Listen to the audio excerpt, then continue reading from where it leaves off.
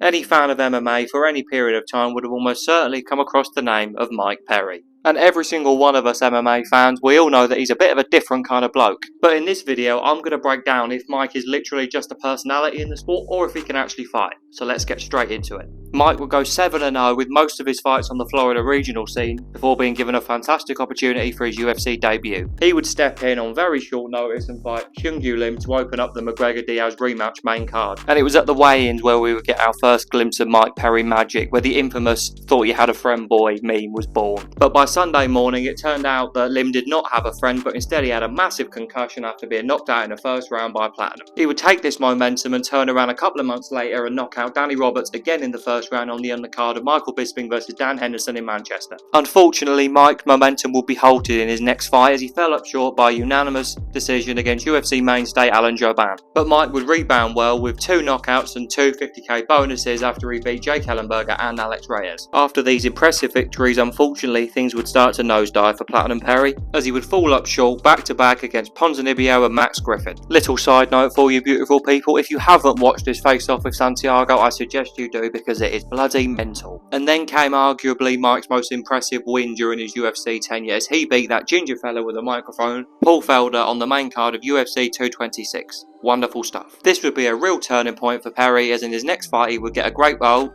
No, he didn't. He got subbed by Cowboy. For fuck's sake. Not to worry though, he'd then rebound and beat the Brazilian Cowboy. This is it. This is Mike's time. No, it isn't. He lost 2 more on the bounce, including a brutal finish at the hands of Jeff Neal. Superb. Right, Michael, last chance. Lovely win against Mickey Gall. Great start. Into Tim means he's 50 years old, he's lost 300 fights, and he still beat you. Okay, that's not going to help, is it, mate? Come on now. I will give you 20 quid if you can guess what happened in this fight with D-Rod.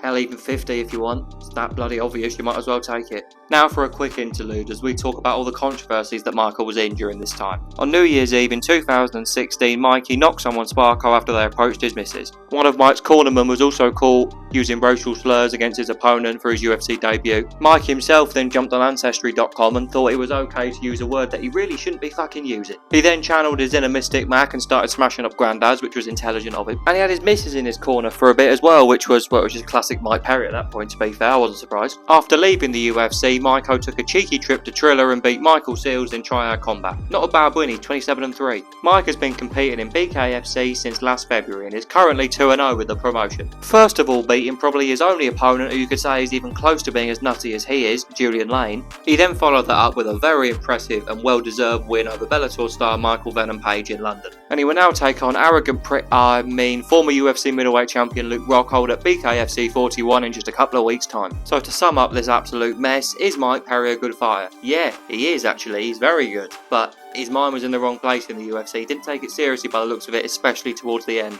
He's showing us his obvious combat sports ability right now in BKFC, but there's no getting around the fact that he is a sandwich short of a picnic, and we hope he never changes. We love you, Mike Perry, mate.